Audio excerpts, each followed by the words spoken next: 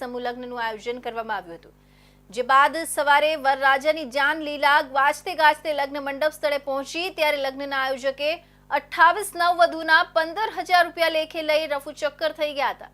Rajkot police વિભાગના ઉચ્ચ police અધિકારી ઘટના સ્થળે દોડી આવ્યા હતા અને લગ્ન મંડપે હાજર નવવધુઓને કાયદાના મંત્રો જાપ કરી પ્રભુતામાં પગલાં મંડાવ્યા હતા। રાજકોટમાં માધાપર ચોકડી નજીક આયોજિત સર્વજ્ઞાતીય સમૂહ લગ્નમાં લગ્ન સમયે જ આયોજકો ગાયબ થઈ જતા અને લગ્ન સ્થળે કોઈ વ્યવસ્થા ન હોવાથી પરણવા આવેલા વરવધુ અને તેમના પરિવારજનો મુશ્કેલીમાં મુકાયા હતા। રાજકોટ ઉપરાંત આસપાસના જિલ્લાઓમાંથી લોકો જાન જોડીને પરણવા પહોંચ્યા હતા, પરંતુ અહીં કોઈ વ્યવસ્થા જ ન હતી અને આયોજકો પણ ગાયબ હતા, જેના કારણે જાન લીલા તોરણે જ પરત ફરવા લાગતા કન્યાઓ રડી પડી હતી। તો બીજી તરફ પરિવારજનોએ હોબાળો મચાવતા રાજકોટ પોલીસ દોડી આવી હતી અને માનવતાવાદી વલણ અપનાવી લગ્નની વિધિ સંપન્ન કરાવવાની જવાબદારી લીધી હતી। રાજકોટ પોલીસના ડીસીપી, એસીપી સહિતના સ્ટાફે નવદંપતીને આશીર્વાદ આપતા લોકોએ તાળીઓ પાડી રાજકોટ પોલીસ જિંદાબાદના નારા લગાવ્યા હતા। પોલીસની સાથે સાથે રાજકોટના સામાજિક આગેવાનો પણ આગળ આવ્યા હતા અને લગ્ન પ્રસંગે નવવધુને જે કરિયાવર આપવાનો હોય છે તેની વ્યવસ્થા કરી આપી હતી। તો બીજી તરફ સામાજિક સંસ્થાઓ ભોજનની પણ તાત્કાલિક વ્યવસ્થા કરી આપી હતી। પક્ષવાળા અને કન્યા પક્ષવાળા અહીંયા આવ્યા તો એમને જોયું કે કોઈ પૂરતી તૈયારીઓ નથી અને આયોજક અને એના કોઈ જે મદદ કરનારા માણસો પણ નથી, એટલે એમાંથી અમે લોકો આવ્યા ત્યાં સુધીમાં તો ઘણા વરપક્ષ કન્યા પક્ષવાળા જતા રહેલ છે, પરંતુ જે હાજર છે એને અમે એવું કહેલ છે કે પોલીસ તરફથી પૂરેપૂરી મદદ કરીને અમે તમારા લગ્ન વિધિ સંપન્ન કરાવીએ, કેમ કે આમાં ઘણી મોટાભાગે એવું હોય છે કે એક વખત લગ્ન લખાઈ જાય પછી મરણ થાય તો પણ અટકતા નથી, તો પછી આ તો આજે તો લગ્નનો દિવસ આવી ગયો, તો હવે જે હાજર છે એને પોલીસ તરફથી સંપૂર્ણ સહયોગ આપી અને લગ્ન સંપન્ન કરાવવા માટે અમે અહીં આવ્યા છીએ।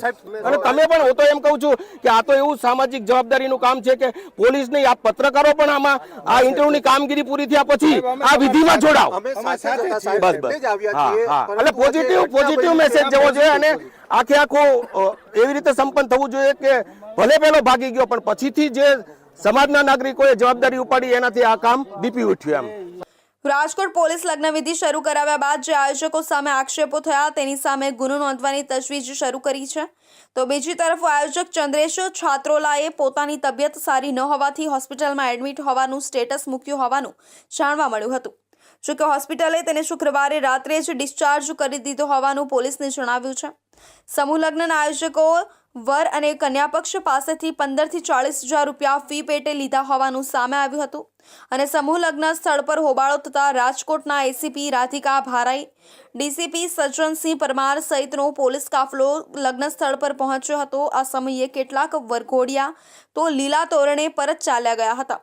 પોલીસે સ્થિતિને પારખીને પોતે જ લગ્નવિધિ સંપન્ન કરાવવાની જવાબદારી લીધી હતી અને જે વરઘોડિયા પરત ગયા હતા તેમને બોલાવ્યા હતા અને લગ્નવિધિ શરૂ કરાવી હતી। એસીપી રાધિકા ભારાઈએ કહ્યું હતું કે આયોજકો સામે ગુનો નોંધવામાં આવશે। રાજકોટમાં લીલા તોરણે જાન પાછી વળી છે।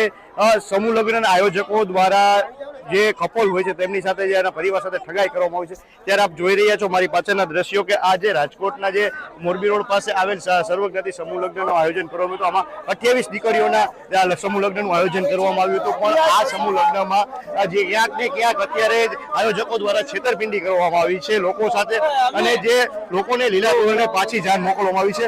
શું આપણી સાથે વરરાજા છે, શું કહેશો તમે કે લીલા તોરણે જાન પાછી જઈ રહી છે? લીલા તોરણે જાન પાછી જઈ રહી છે, શું કહેશો, કેવું લાગે છે? હવે એમાં કહેવાનું તો હું બાકી રહી ગયું, અમારા ગામમાં મોટું બતાવવું કે ન બતાવવું એ ખબર નથી પડતી, અમારા ગામમાં રહેવું કે ન રહેવું એ ખબર નથી પડતી, અહીંથી અમે જાન પાછી લઈને જઈએ છીએ। તમે આયોજકો સાથે વાત કરી હતી, શું કીધું તમને? આયોજકોએ તો અમને કીધું હતું કે કાંઈ વાંધો નહીં, થઈ જાય બધું, એને ચંદ્રેશ છત્રોલા પાસે અમે ફોર્મે ભરાવ્યા અને પૈસા ભરી દીધા, બધું એને દઈ દીધું અમે। કેટલા રૂપિયા તમે આપવા માંગ્યા? 15,000, 2,000, 30,000 દીધા અમે બે તરફથી। કાંઈ વાતચીત જ નથી થઈ, ફોન બધાયના બંધ આવે છે। બરોબર, હા, હવે શું માંગ તમારી? અમારી માંગ તો જી છે અમારા પૈસા લઈ ગયા, કામને જેમાં કંકોત્રીમાં લગ્ન જે રીતે હે એ રીતે લગ્ન કરી દો, કામને અમારા પૈસા આવી આટલા નવ યુગલો આમાં પ્રભુતામાં પગલા માંડવાના હતા એ 28 જે યુવતી છે જે દુલ્હન છે, આપણે એમની સાથે વાત કરીશું. એમનું શું કહેવું છું, એમનું સમર્પણ મામલે શું માનવું છે? બેન, શું કહેશો? અત્યારે લીલા તોરણે જાન પાછી જઈ રહી છે, આયોજકોના વાગે ક્યાંક ને ક્યાંક લોકો છે તે ભોગ બની રહ્યા છે. શું કહેશો તમે અત્યારે?